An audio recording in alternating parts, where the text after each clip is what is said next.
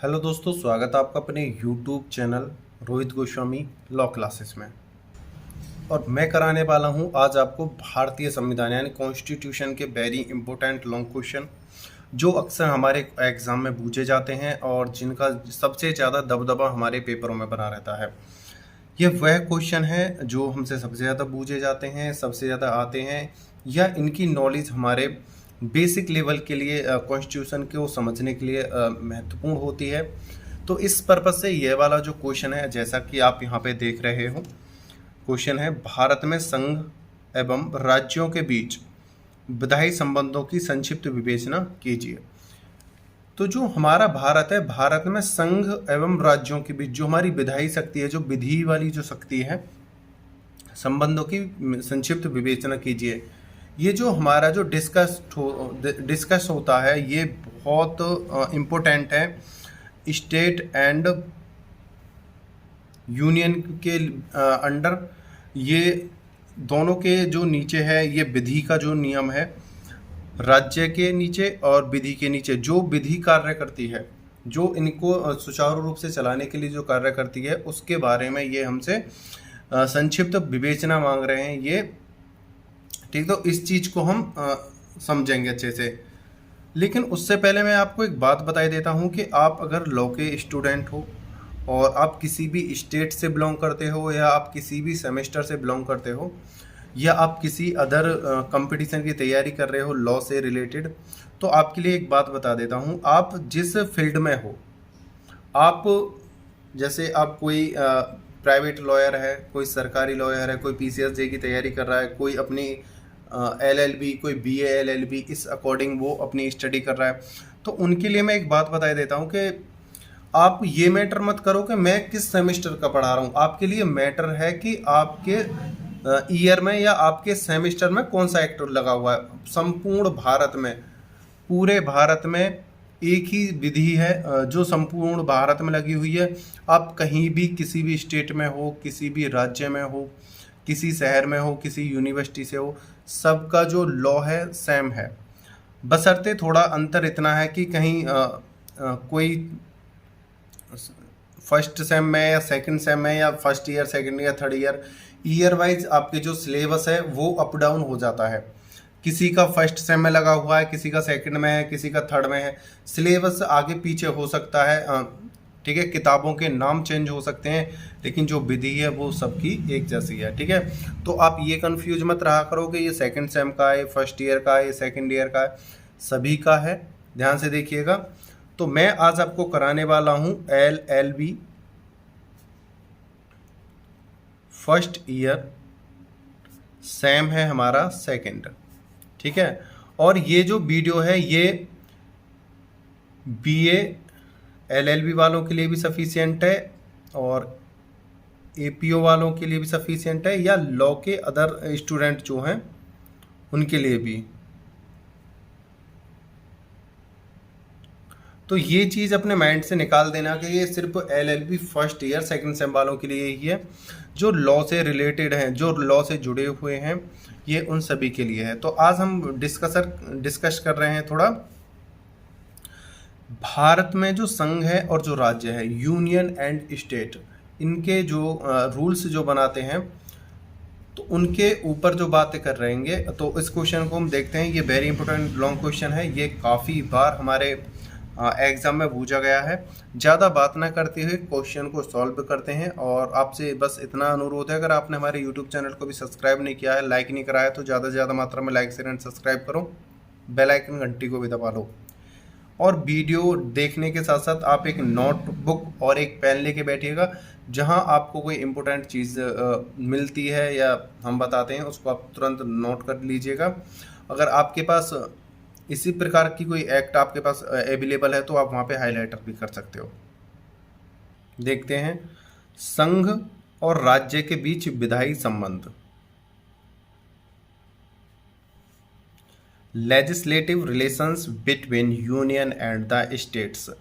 यहाँ पर कहा गया है संघ और राज्य यानी यूनियन एंड स्टेट के बीच क्या संबंध है, क्या जो है विधि है, विधायी संबंध है, उसके बारे में हमें बताओ, विधि का क्या संबंध है।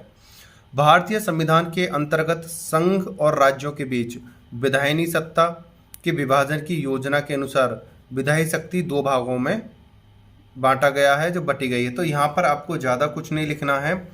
यहाँ पे मैं एक हाइलाइटर से हाईलाइट करता हूँ और आपको बताता हूँ आपको यहाँ पे क्या लिखना है। बस सबसे पहले तो आपको यहाँ पे ये जो है हेडिंग है इसको अंडरलाइन कर लेना है और ये आपको वहाँ पे लिखनी है। उसके बाद आपको क्या लिखना है कि भारतीय संविधान के अंतर्गत संघ और राज्यों को दो संघ और राज्य के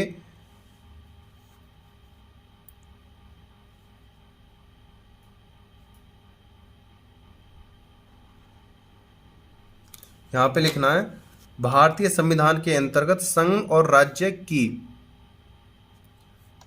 विधायी शक्तियों को दो भागों में बांटा गया है। यहाँ पे आपको इस प्रकार यह लिखना है और आपको जहाँ पे मैं हाइलाइटर कर चला रहा हूँ आपको ये लिखना है और यहाँ पे मैं लगाना है आपको की। तो यहाँ पे भारतीय संविधान के अंतर्गत संघ और राज्य की विधायी शक्तियों को दो भागों में बांटा गया है। बस आपको यहाँ पे इतना लिखना है, इतना याद करना है, समझ लीजिएगा। संघ और राज्य के बीच विधायी संबंध, ये आपको हेडिंग डालनी है। हेडिंग के आगे आपको लिखना है ब्लू पेन से भारतीय संविधान के अंतर्गत संघ और राज्य के बीच विधायी शक्तियों को दो भागों में बांटा गया है। अब वो दो भाग कौन कौन से हैं अब हम उन्हें देखते हैं। सबसे नंबर ए पे आता है विधान विस्तार के क्षेत्र के दृष्टिकोण से। विधान विस्तार के क्षेत्र के दृष्टिकोण से हम देखते हैं। तो सबसे पहले तो हम इसे हाइलाइटर कर लेते हैं। विधान विस्तार के क्षेत्र के दृष्टिकोण से, तो हम इसे हाइलाइटर कर लेते हैं पहले, फिर इसे हम समझाएंगे। आपको यह पता चल जाएगा कि हम किस हेडिंग की बात कर रहे हैं और आपको अच्छे से भी थोड़ा दिखेगा। विधान विस्तार के क्षेत्र के दृष्टिकोण से देखते हैं। आर्टिकल 245 के अनुसार संसद राज्य क्षेत्र या उसके किसी भाग के लिए विधि बना सकेगी और संसद निर्मित विधि इसलिए अमान्य नहीं हो समझी जाएगी कि वे भारत राज्य क्षेत्र से बाहर भी लागू होती है। इसके विपरीत राज्य विधानमंडल उस संपूर्ण राज्य या उसके किसी भाग हेतु विधि बना सकेगा। अतः राज्य की विधायिनी शक्ति के क्षेत्र का विस्तार केवल राज्य के क्षेत्र तक ही सीमित है, जबकि संसद संपूर्ण देश के लिए कानून बना सकती है। तो इसे अब हम एक्सप्लेन करते हैं, थोड़ा सा इसे एक्सप्लेन करके आपको बताते हैं। यहाँ पे कह रहे हैं कि संसद राज्य क्षेत्र या उसके किसी भाग के लिए विधि बना सकेगी। जो हमारा जो संसद है वो भारत के राज्य क्षेत्र के लिए या भारत के लिए विधि बना सकती है और जो वह विधि बनाएगी वह भारत के अंदर भी लागू हो सकती है, भारत के किसी राज्य के किसी भी क्षेत्र में लागू हो सकती है और भारत से बाहर जो है उन पर भी लागू हो सकती है। अगर कोई भारत का नागरिक है, अगर किसी विदेश में जाकर या अदर कंट्री में जाकर वहाँ कोई गलत कार्य करता है या कोई कार्य करता है तो वो भारतीय विधि के अनुसार ही देखा जाएगा। तो इसलिए कहते हैं कि जो विधि बनाएगी वो भारत के विधि के अनुसार, भारत की जो विधि है वो भारत में भी लागू होगी और भारत से बाहर भी लागू होगी। ये नहीं है कि आप भारत के निवासी हो, भारत से बाहर जाके आप किसी अदर कंट्री में कोई गलत कार्य करते हो तो आपको वहाँ पर माफ़ कर दिया जाएगा। नहीं, आपको जो सज़ा, जैसा आप कार्य करते हो, जो सज़ा आपको भारत में दी जानी थी उसी प्रकार की सज़ा आपको जब वहाँ से लौटोगे या उस देश की सरकार जहाँ पर आपने जिस प्रकार का कृत्य कराया है वो अपने अकॉर्डिंग सज़ा दे सकती है, या अगर वो आपको सौंप देती है तो आप उसे उस अकॉर्डिंग सज़ा दोगे जैसी उस अपराध के लिए आपके देश में सज़ा दी जाती है। ठीक है, तो यहाँ पर कहा गया है कि यहाँ पर समझाने के लिए बताया गया है कि संसद राज्य क्षेत्र या उसके किसी भाग के लिए विधि बना सकेगी और संसद द्वारा निर्मित विधि इसलिए अमान्य नहीं है समझी जाएगी कि वह भारत राज्य क्षेत्र से बाहर भी लागू होती है। इसके विपरीत राज्य विधानमंडल उस संपूर्ण राज्य या उसके किसी भाग हेतु विधि बना सकेगा। जो राज्य विधानमंडल है वो किसी एक राज्य के ऊपर विधि बना सकेगा और वो जो विधि है राज्य के किसी भी क्षेत्र में लागू कर सकेगा। अतः राज्य की विधायिनी शक्ति के क्षेत्र का विस्तार केवल राज्य के क्षेत्र तक ही सीमित है, जबकि संसद संपूर्ण देश के लिए कानून बना सकती है। जब संसद कानून बनाएगी तो वो संपूर्ण देश में या किसी भी राज्य में और या देश के बाहर लागू करती है, लेकिन विधानमंडल जब कानून बनाती है तो वो अपने राज्य और राज्य के किसी क्षेत्र पर ही लागू करेगी। तो ये यहाँ पे अंतर है थोड़ा। आप समझ गए होंगे, जो संसद बनाएगी संपूर्ण भारत के लिए बनाएगी, और विधानमंडल की जो विधि है वो राज्य क्षेत्र के लिए लागू होगी। ठीक है। दूसरा पॉइंट है हमारा विधान विषयों की संख्या के दृष्टिकोण से। दूसरा पॉइंट, ये पॉइंट और हेडिंग्स तो हमें बहुत ज़्यादा से ज़्यादा मात्रा में और अच्छी अच्छी हैंड राइटिंग में आपको डालनी है वहाँ पे, ये इनमें ही बस थोड़ी गलती ना कर दीजिएगा। विधान विषयों की संख्या के दृष्टिकोण से भारतीय संविधान में कनाडा के अनुरूप, जो भारत का संविधान है उसे कनाडा यानी जो एक अदर कंट्री है कनाडा के अनुरूप संघीय व्यवस्था की सबल केंद्र प्रणाली को अपनाया गया है। जो यहाँ पर जो हमारे देश में जो है संघीय व्यवस्था जो ली गई है वो कनाडा के संविधान से ली गई है। तो हम ये क्वेश्चन भी याद कर सकते हैं सुबह आगे के लिए, जो संघीय व्यवस्था ली गई है वो कहाँ से ली गई है, कनाडा के संविधान से। तो भारतीय संविधान में कनाडा के अनुरूप संघीय व्यवस्था की सबल केंद्र प्रणाली को अपनाया गया है। संघीय व्यवस्था की प्रमुख विशेषता यह है कि केंद्र और राज्य के बीच विधायी शक्तियों का विभाजन होता है। जिस प्रकार कनाडा के अंदर संघ में और राज्य में शक्तियों का विभाजन है, उसी के अकॉर्डिंग, उसी के आधार पर भारत ने कनाडा से संघीय व्यवस्था की जो प्रणाली है अपने संविधान में ली है, और उसी के आधार पर जो शक्तियां हैं उसे केंद्र सरकार और राज्य सरकार में डिवाइड कर दिया गया है, अलग अलग उन्हें दे दी गई हैं। भारतीय संविधान में भी संघ तथा राज्य विधान सभा के बीच शक्तियों का विभाजन होता है। यानी भारतीय संविधान में भी केंद्र सरकार और संघ तथा राज्य सभा के बीच शक्तियों का विभाजन होता है। भारतीय संविधान में भी संघ तथा राज्य विधानसभा के बीच शक्तियों को 3 सूचियों में बांटा गया है।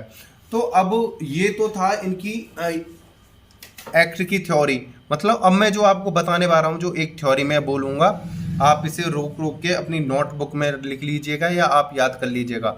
इसमें लिखना है आपको, भारत की संघीय व्यवस्था कनाडा की संघीय व्यवस्था से ली गई है। यानी भारतीय संविधान की जो संघीय प्रणाली है वो कनाडा के संविधान से ली गई है। जिस प्रकार कनाडा के कानून में संघीय तथा राज्य में शक्ति का विभाजन होता है, उसी प्रकार भारतीय संविधान में भी संघ तथा राज्य में शक्तियों का विभाजन होता है, और यह शक्ति 3 भागों में बटी होती है। तो इस प्रकार आपको वहां पर लिखना है, ये सारी बातें आपको समझनी है, और जो अभी मैंने थ्योरी बोली थी उसको आप अपने एग्जाम में लिख के आओगे। इसलिए मैं कहता हूँ आप नोटबुक और पेन लेके बैठिएगा। कोई ये नोट्स बनाना कोई ज़्यादा बड़ी बात नहीं है। आप जब तक ना सीखोगे आप कब तक किसी के ऊपर डिपेंड रहोगे। चलो मैं अब हूँ आपके, अब हूँ कल नहीं हूँ, साल हूँ 2 साल हूँ, पता नहीं कब मैं यहाँ से चला जाऊँ, कब वीडियो बनानी बंद कर दूं या कुछ दिक्कत आ जाए। तो आपको तो लाइफ टाइम मतलब लॉ फील्ड में रहना है, तो आप भी तो इस चीज़ को बनाना सीखिए, करना सीखिए। आप किसी को आधार मानकर उसके अकॉर्डिंग अपना काम सीखिए। ये नहीं है कि हम किसी दूसरे पे पूर्ण रूप से डिपेंड हो जाएं। आप ये मत सोचो कि मैं बनाऊं और आपको मैं देता रहूं। ये तो एक आपके माइंड को हैंग करने वाली बात हो गई कि मैं आपको हैंग कर दूं। आप अपनी काबिलियत दिखाइए, जैसे जैसे मैं पढ़ाता हूँ, जैसे जैसे मैं आपको करवाता हूँ। आप सोचिए, जब ये मैं भी तो एक स्टूडेंट ही था, जब मैं कर सकता हूँ तो आप भी कर सकते हो। तो हाँ, लेकिन किस आधार से करना है, किस तरीके से करना है, वो चीज़ें अगर समझनी है वो आप देख ही रहे हो, अब से पहले भी सब वीडियो में आप देखते हो। तो अपने आप नोट्स बनाइए, समझिए, मैं समझाता हूँ, फिर इनको अपनी लैंग्वेज में बना के तैयार कर लीजिएगा। सबसे बड़ी समस्या है आप अपने नोट्स सेल्फ नहीं बनाते हो स्टडी करने के बाद। ठीक है, मैं नेक्स्ट वीडियो में आपको बताऊंगा कि आपको तैयारी कैसे करनी है, नोट्स कैसे बनाने हैं। अब से पहले वीडियो में 1-2 बार बताया था, लेकिन मैं बना नहीं पाया हूं किसी रीजन से, थोड़ा टाइम की शॉर्टेज थी। लेकिन नेक्स्ट वीडियो में आपको 100% बताने वाला हूं कि आप किस प्रकार से नोट्स बनाओगे। ठीक है, अब यहाँ पर कहा गया है शक्तियों को 3 सूचियों में बांटा गया है।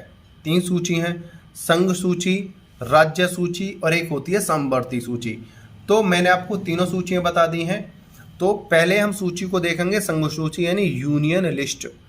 संघ सूची में 97 विषय दिए गए हैं, जिनमें मुख्य हैं भारत की सुरक्षा, डाक, तार, विदेशी संबंध, रेल, वायुयान, टेलीफोन, बीमा, विनिमय पत्र, रिजर्व बैंक, विदेशी व्यापार, अणु शक्ति, आयकर, सीमा शुल्क आदि इन विषयों पर विधि निर्माण केवल संसद कर सकती है।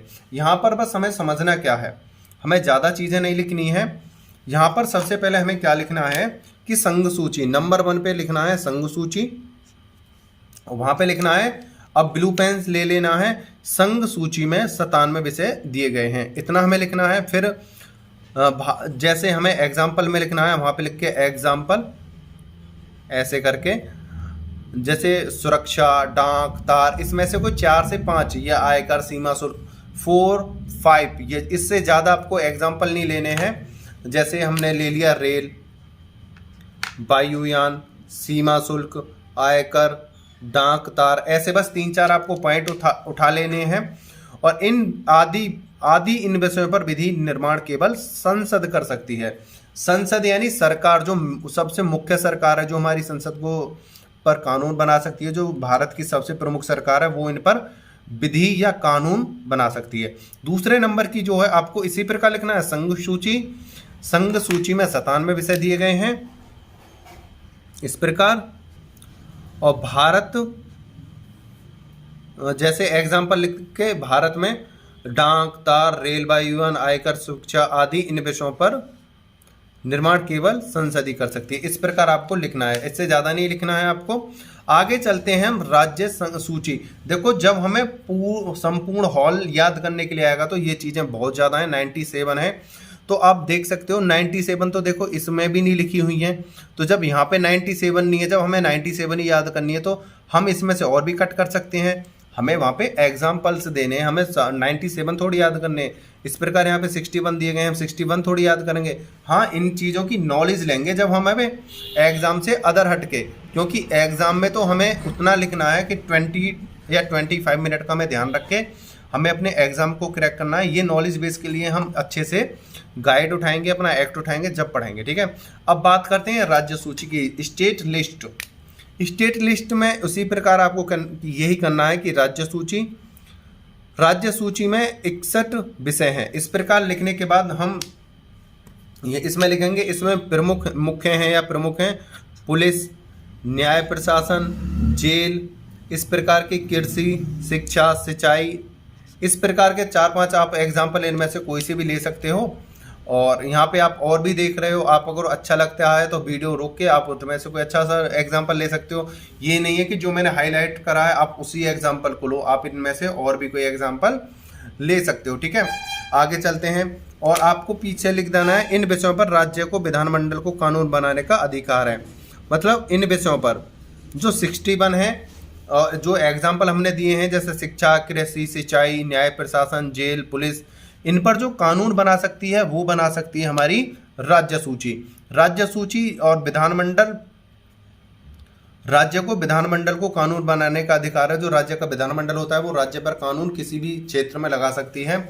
और जो संघ सूची है वो संपूर्ण देश के किसी क्षेत्र पर लगा सकती है, जो संघ सूची होती है।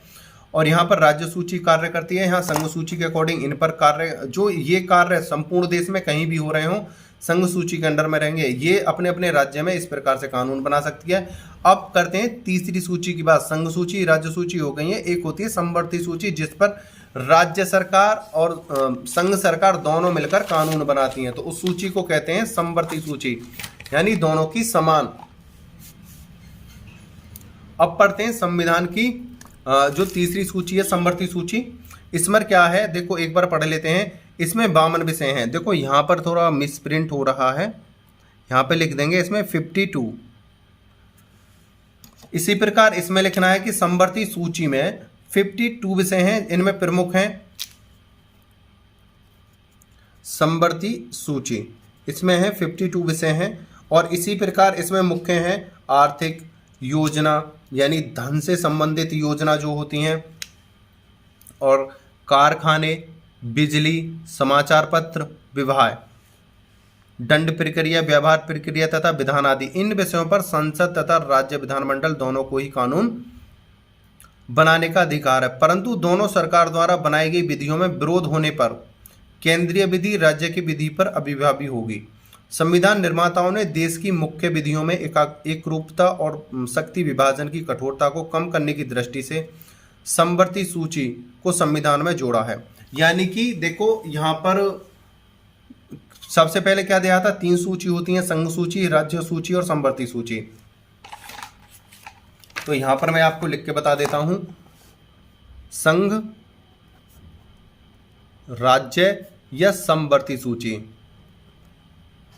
संघ जो है जो अपने पॉइंटों पे काम कर सकता है, राज्य अपने राज्य के पॉइंटों पे काम कर सकता है, लेकिन एक आती है समवर्ती सूची जिस पर ये दोनों मिलकर कानून बना सकते हैं, उसे कहते हैं समवर्ती सूची। ठीक है, अब बात ये आती है कि किन किन पर कानून बना सकते हैं। पहले तो ये देख लेते हैं, जैसे यहाँ पर दे रखे हैं, मैं छोटे छोटे और अच्छे से अच्छे एग्जाम्पल दे रहा हूँ जिससे को आप अच्छे से याद कर लो। कारखाने, बिजली, समाचार, विवाह, ये आदि ऐसे हैं, आदि प्रक्रिया विधान आदि हैं। इन विषयों पर संसद तथा राज्य विधान दोनों ही कानून बना सकते हैं। अब मैं आपको थ्योरी देता हूँ, थ्योरी से आपको अच्छे से याद हो जाएगा। इसमें क्या लिखना है, इसमें 52 विषय हैं। इसमें मुख्य जो है आर्थिक योजना है, कारखाने, बिजली, समाचार पत्र, विवाह, ऐसे आधार हैं जिन पर राज्य और संघ दोनों मिलकर कानून बनाते हैं। यदि किसी कारण से राज्य सरकार और संघ सरकार में अगर कोई मतभेद होता है, अगर कोई विवाद होता है, तो केंद्रीय यानी संघ की सूची को सर्वोपरि माना जाएगा और केंद्र की जो सूची है उसी के आधार पर कानून लगाया जाएगा। यहाँ पर यह जो बात है बहुत ही इंपॉर्टेंट है। यहाँ पर क्या है, पहले तो संघ अपना अलग अलग है, राज्य अपना अलग है, लेकिन कुछ क्षेत्र ऐसे हैं जहाँ पर दोनों मिलकर कार्य करेंगे। अगर दोनों मिलकर अपने अपने कार्य करेंगे या दोनों अपने सुझाव से कार्य करेंगे समवर्ती सूची में, लेकिन किसी कारण से मतभेद होता है या एक दूसरे से सहमत नहीं होते हैं और विवाद उत्पन्न होता है, तो वहाँ पर केंद्र सरकार की जो संघ सूची है उसको ज़्यादा मान्यता दी जाएगी। ठीक है, आगे चलते हैं। स्मरणीय वे 42वें संविधान संशोधन द्वारा संघ सूची में संघ और सशस्त्र बल पर संघ का नियंत्रण विषय जोड़ा गया। प्रविष्ट राज्य सूची में शिक्षा को निकालकर समवर्ती सूची में शामिल कर दिया गया है ताकि शिक्षा के विषय में एक राष्ट्रीय नीति का निर्धारण किया जा सके। 42वें संविधान संशोधन द्वारा क्या हुआ है कि संघ और सशस्त्र बल पर संघ का नियंत्रण है। मतलब पहले क्या था, जो हमारा बल था उस पर राज्य का भी अधिकार होता था और केंद्र का भी, अलग अलग अपने वहाँ में क्षेत्र में होते थे। लेकिन 42वें संविधान संशोधन द्वारा क्या कर दिया गया, जो हमारा जो बल है, सशस्त्र बल जो है, वो केंद्र सरकार के नियंत्रण यानी संघ सूची के नियंत्रण में कर दिया। और एक जो शिक्षा थी, शिक्षा जो थी वो राज्य सरकार के अंडर में रहती थी। राज्य सरकार अपने अकॉर्डिंग उस शिक्षा को पढ़ा लिखा सकता था। लेकिन यहाँ पर क्या करा कि यहाँ पर उसको बदला और जो शिक्षा की जो प्रणाली थी वो समवर्ती सूची में कर दी कि इससे क्या होगा कि जो राज्य सरकार है और केंद्र सरकार है दोनों मिलकर शिक्षा के क्षेत्र में काम कर सकते हैं। अगर कोई मनमुटाव होता है या कोई विवाद उत्पन्न होता है या कोई किसी से सहमत नहीं होता है, तो केंद्र की जो पॉलिसी है उसको सर्वोपरि मानकर शिक्षा को आगे बढ़ाया जाएगा। इसीलिए हमारी जो शिक्षा थी जो पहले थोड़ी पिछड़ी हुई थी, अब क्या हुआ है, केंद्र और राज्य सरकार दोनों डिस्कशन करके उस पर शिक्षा के ऊपर विधि बना सकते हैं। आगे चलते हैं। आगे जो हमारा नेक्स्ट पॉइंट जो दे रखा है, आपसे एक बात और कहना चाहता हूं, जैसे मैं आपको कोई लॉन्ग क्वेश्चन करा रहा हूं और उस लॉन्ग क्वेश्चन में आपकी कोई चीज़ समझ में नहीं आती है, तो आप उस वाले पॉइंट को आप मिनट के साथ डाल के कि सर इस वाले क्वेश्चन में इस वाली मिनट से इस वाली मिनट के बीच में हमें समझ में नहीं आया है, इसे दोबारा से रिपीट कर दो। अगर इस प्रकार की हमें कुछ 2-4 कमेंटें मिलेंगी, 6-7 कमेंटें मिलेंगी, तो सब कमेंटों का टाइम नोट कर करके वहाँ पे आगे लिख लिख के उनको वहाँ पे समझा दिया जाएगा दोबारा से, जिससे कि आपका जो डाउट है, कोई समस्या है, वो वहाँ से क्लियर हो जाए। जैसे सपोज करो अब यहाँ पे 24 मिनट 26 सेकंड हो रही है, यानी 24.5 मिनट हो रही है, 24:30 हो रहा है। आप वहाँ पे लिख के सर 24:30 से लेके उस वाली मिनट के बीच में हमें कोई समस्या है, आप वहाँ से हमें समझा दो, तो मैं समझ जाऊँगा उस वाले क्वेश्चन में क्या समस्या है। उसी के नीचे आप लिखोगे तो मैं आपको दोबारा समझाने की कोशिश करूँगा या आपको पर्सनल वीडियो बनाकर आपको सेंड कर दूँगा, ठीक है, या मैं यूट्यूब पे डाल दूंगा। अगर इस प्रकार की 6-7 कमेंट इकट्ठी होती हैं तो मैं उनकी वीडियो का सॉल्यूशन करके आपको दे दूंगा। आपको अगर किसी और क्वेश्चन को बूझना है या आपकी यूनिवर्सिटी में कोई ज़्यादा वेरी इंपॉर्टेंट क्वेश्चन है तो आप मुझे कमेंट करके उसमें लिख के भेज सकते हो सर, आप इस पर भी थोड़ा ध्यान दीजिएगा। एक भाई ने बोला है स्वामित्व तथा कब्जे में अंतर, तो मैं उस पर भी बहुत जल्दी वीडियो बनाने वाला हूँ, ठीक है ना। अब आगे समझते हैं। अवशिष्ट विधायी शक्ति। संघ सूची की प्रविष्टि 97 के अनुसार कोई ऐसे दूसरे के विषय जो राज्य सूची या संवर्ती सूची के अंतर्गत वर्णित नहीं है, मतलब ना तो राज्य सूची में आती है ना ही संवर्ती सूची में आती है, जिनमें कर भी शामिल है, उस पर संसद को अनन्य रूप से कानून बनाने का अधिकार है। यानी जो सूची ना तो राज्य सूची की है ना संवर्ती सूची की है, ना राज्य सूची की है ना संघ सूची की है। देखो यहाँ पर थोड़ा सा फॉल्ट हो गया है, मतलब समझा कुछ और रहा था, हो कुछ और गया। यहाँ पर क्या कह रहा है हमारा क्वेश्चन कि जो राज्य सूची है और जो संवर्ती सूची है, जो अधिकार उनके अंतर्गत नहीं आते हैं राज्य सूची के अंदर और संवर्ती सूची के अंदर, राज्य सूची और संवर्ती सूची के अंदर जो अधिकार नहीं आते हैं, उन पर नियम बनाने का जो अधिकार है वो किसको है? संसद को है। यहाँ पर सबसे पहली बार तो ये कही गई है कि संघ की सूची की प्रविष्टि 97 के अनुसार कोई ऐसे दूसरे विषय जो राज्य सूची या संवर्ती सूची के अंतर्गत वर्णित नहीं है, जिनमें कर भी शामिल है। कर एक ऐसा है जो ना तो राज्य सूची में है ना संवर्ती सूची में है, ये अलग है। इस पर संसद ही कानून बना सकती है, बनाने का अधिकार है, तो उस पर संसद को अन्य रूप से कानून बनाने का अधिकार है। इस संबंध में भारतीय पद्धति अमेरिका, स्विट्जरलैंड, ऑस्ट्रेलिया के संविधानों से अपनाई गई थी। संविधानों से पद्धति से भिन्न है, सॉरी मैंने अपनाई गई थी बोल दिया था, अपनाई गई पद्धति से भिन्न है। जो ऑस्ट्रेलिया, स्विट्जरलैंड और अमेरिका में जो पद्धति थी उनसे भिन्न है, उसको हमने अपनाया। इन संविधानों में अवशिष्ट शक्तियां राज्यों को प्राप्त हैं, जबकि भारत में केंद्र को। इससे स्पष्ट है कि संविधान निर्माण कर्ता भारत में एक शक्तिशाली केंद्र की स्थापना करना चाहते थे। देखो यहाँ पर पूरा जो सेंस जो इसका निकल के आ रहा है उसे समझते हैं। अवशिष्ट विधायी शक्तियाँ, इसमें क्या कहा गया है? जो कुछ ऐसी शक्तियाँ सूचियाँ हैं, कुछ ऐसी शक्तियाँ हैं जिन पर ना तो राज्य सरकार का कोई कानून बनाने का अधिकार था ना संवर्ती सूची का कोई कानून बनाने का अधिकार था। तो ऐसी जो विधियाँ हैं, जिनमें एक एग्जाम्पल ले सकते हैं टैक्स, ऐसी जो विधियाँ हैं इन पर संसद कानून बना सकती है और अपने अनुसार उन्हें लागू कर सकती है। हमने काफ़ी देशों के संविधान से लेकर पॉइंट लिए हैं और अपना संविधान को बनाया है। तो इसी प्रकार हमने अमेरिका, स्विट्जरलैंड, ऑस्ट्रेलिया, कनाडा, इस प्रकार के संविधान, जापान, जर्मनी, इन सब से हमने अपने संविधान को बनाया है, इनसे पॉइंट ले लेके। लेकिन अमेरिका, स्विट्जरलैंड और ऑस्ट्रेलिया की कुछ ऐसी पद्धति थी जो यहाँ पर हैं, इनसे भिन्न हमने अपने टैक्स वाले फॉर्मूले पर या कुछ ऐसी विभिन्न पद्धतियाँ हैं जिनसे अलग संविधानों में अपनाई गई पद्धति से भिन्न कार्य करा है। ऐसी जो पद्धति हैं अमेरिका, स्विट्जरलैंड, ऑस्ट्रेलिया के संविधान में भी नहीं अपनाई गई, इनसे भिन्न हमने अपनी कोई विधि अपनाई। इन विधियों को अपनाने का सबसे महत्वपूर्ण यही था कि इन संविधानों में अवशिष्ट शक्तियां राज्य को प्राप्त हैं, जबकि भारत में केंद्र को। इससे स्पष्ट है कि हम जो संविधान का निर्माण करना चाहते थे वो एक मजबूत और सही शक्तिशाली संविधान का निर्माण करना चाहते थे, जिससे केंद्र और राज्य और संपूर्ण भारत जो है सही सलामत चलता रहे और भारत की एक नई शक्ति और एक नई ऊर्जा के साथ आगे बढ़े और एक सुदृढ़ भारत का निर्माण हो।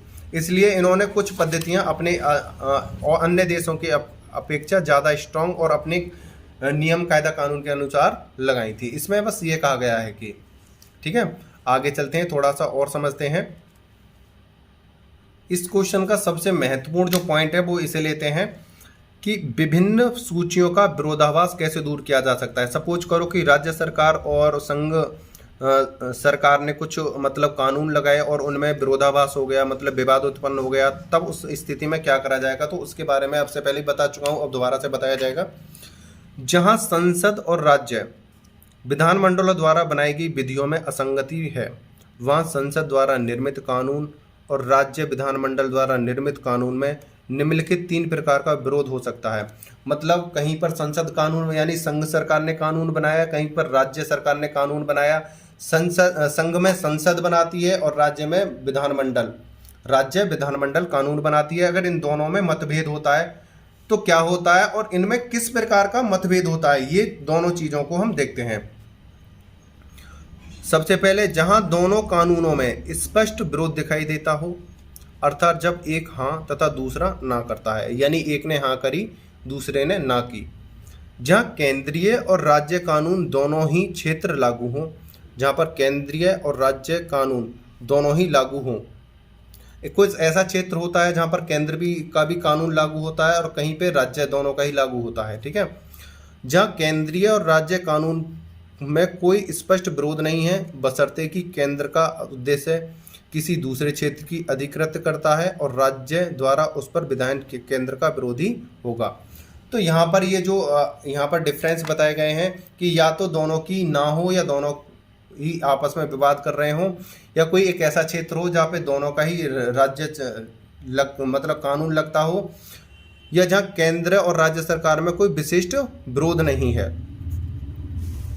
उपरोक्त विरोधाभास को दूर करने के विषय में अनुच्छेद 254 का कहना है कि यदि समवर्ती सूची में वर्णित किसी विषय पर राज्य मंडल द्वारा निर्णित विधि का कोई उपबंध केंद्रीय विधि के विरुद्ध है तो संसद द्वारा बनाई गई विधि मान्य होगी। यहाँ पर एक बात सबसे बड़ी कही गई है कि बस आप आर्टिकल यहाँ पर लिखना है, आपको आर्टिकल 254A 254 यहाँ पर बस इतना लिखना है और आपको जो मैं बोल रहा हूँ उसको लिख देना है कि संघ सूची द्वारा बनाए गए कानून और राज्य सूची द्वारा बनाए गए कानून में अगर कोई मतभेद होता है तो वहाँ पर संघ सूची द्वारा बनाए गए कानून को ज़्यादा मान्यता दी जाती है। बस आपको आर्टिकल 254 लिखकर आपको जो मैंने अभी थ्योरी बोली है वो लिख देना है। और अब थोड़ा आगे चलते हैं। हमें अब एक एग्जाम्पल इसमें डाल देना है, बिना एग्जाम्पल के हमारा जो प्रश्न है कंप्लीट नहीं होता है। मैं हर बार इस बात को आपसे बोलता हूं। आगे देखते हैं। दीपचंद बनाम उत्तर प्रदेश राज्य AIR 1959 SC 648 में सर्वोच्च न्यायालय ने यह निर्णय दिया कि जहां केंद्रीय विधि और राज्य विधि द्वारा निर्मित विधि एक ही विषय पर हो वहां केंद्रीय विधि प्रभावी होगी और राज्य द्वारा बनाई गई विधि निष्प्रभावी होगी। देखो यहाँ पर भी कहा गया है, दीपचंद बनाम उत्तर प्रदेश राज्य में बोला गया है कि कहीं कोई ऐसा क्षेत्र है जहाँ पर राज्य और संघ दोनों की सूची को लगाया जाता है, यानी कोई राज्य क्षेत्र ऐसा है या कोई अधिकार ऐसा है जहाँ पर राज्य और संघ द्वारा दोनों के ही कानून एक साथ लगाए जाएंगे, यानी समवर्ती सूची के कानून लगाए जाएंगे और उनमें किसी प्रकार का मतभेद हो जाता है, आपस में कुछ टेंशन हो जाती है कि भाई ऐसा नहीं, इस प्रकार का कानून होना चाहिए, मतभेद होता है, तो वहां पर केंद्र सरकार के कानून को मान्यता दी जाएगी और राज्य सरकार के कानून की यानी विधि को निष्प्रभावी यानी हटा दिया जाएगा। इसे प्रतिकूल का नियम कहते हैं। इसको कौन सा नियम कहते हैं? प्रतिकूल का नियम कहते हैं। ठीक है, ये वेरी इंपॉर्टेंट है, इसको आप लिख लेना। इसका यही पॉइंट आपको बहुत अच्छे नंबर दिलवा देगा। ठीक है, आगे पढ़ते हैं। इस बाद में यूपी ट्रांसपोर्ट सर्विस एक्ट 1955 की वैधानिकता को चुनौती दी गई है। यह सरकार को सड़क यातायात के राष्ट्रीयकरण करने के लिए प्राधिकृत करता था। तत्पश्चात सन 1956 में संसद ने मोटर वाहन अधिनियम 1939 में संशोधन करके राज्यों को सड़क यातायात के स्पष्टीकरण करने का प्राधिकरण दिया। निर्णय हुआ कि राज्य का अधिनियम असंवैधानिक है क्योंकि दोनों अधिनियम एक ही विषय पर हैं तथा केंद्रीय विधि इस विषय पर एक पूर्ण विधान है तथा विरोधी होने के कारण निष्प्रभावी होगी। यहाँ पर आपको क्या करना है, एग्जाम्पल के तौर पर आपको पहले तो ये केसेस लिख देना है। आपको जो मैंने हाईलाइटर करा है इस केस को लिखने के बाद आपको क्या करना है, एग्जाम्पल के तौर पर इस बाद में यूपी ट्रांसपोर्ट 1955 और यहाँ पर लिखना देना है आपको तत्पश्चात सन 1959 में संसद ने मोटर वाहन अधिनियम 1939 में संशोधन करके राज्य को सड़क यातायात के स्पष्टीकरण करने का प्राधिकरण दिया। निर्णय हुआ कि राज्य का अधिनियम असंवैधानिक है क्योंकि दोनों अधिनियम एक ही विषय पर हैं तथा केंद्रीय विधि इस विधि पर संपूर्ण विधान है। इस प्रकार का आपको ये पॉइंट वहां पे लिख देना है। ठीक है, अगर आप इस प्रकार याद नहीं कर पाओ, अगर इस प्रकार इस पॉइंट को ना दे पाओ, तो आपकी कोई डाउट या कोई समस्या है उसको अभी मैं समाधान कर दे रहा हूँ। आप अगर इस वाले पॉइंट को यहाँ से आगे अगर नहीं लिख पाते हो, यहाँ से लेके अगर यहाँ तक के पॉइंट को आप याद नहीं कर पाते हो या किसी कारण से नहीं लिख पाते हो या आपका टाइम कंप्लीट हो जाता है, आपको ये चीज़ ज़्यादा डाल देनी है, वेरी इंपॉर्टेंट। इस पर आपको ज़्यादा फोकस कर देना है, ये वाला केसेस है, यहाँ तक आपको लिख देना है बस, ठीक है। आप ये मत सोचना कि भाई हमें ये रटना ही है। अगर आपकी समझ में आ जाए, क्वेश्चन अगर ज़्यादा लेंथी होता है, अगर समझ में आ जाए तो इसे कर देना, अगर समझ में नहीं आता है तो मत करना। आप अगर यहाँ तक करते हो तो आपके बहुत अच्छे नंबर आपको एग्जामिनर देने वाला है, ठीक है। यही था आपका संघ तथा राज्य सूची में विधायी संबंध या अंतर, ठीक है। उम्मीद करता हूँ यह वीडियो आपको बहुत अच्छी लगी होगी। वीडियो को अंत तक देखने के लिए धन्यवाद। ज़्यादा से ज़्यादा मात्रा में इसे शेयर करो, लाइक करो, सब्सक्राइब करो, और इसी प्रकार की वीडियो मैं आपको लेके आने वाला हूँ जल्दी जल्दी। और नेक्स्ट वीडियो में आपको बताने वाला हूँ किस प्रकार से आप नोट्स बनाओगे, ठीक है। चलते हैं, वीडियो को अंत तक देखने के लिए धन्यवाद। टेक केयर, बाय बाय, जय हिंद, जय भारत।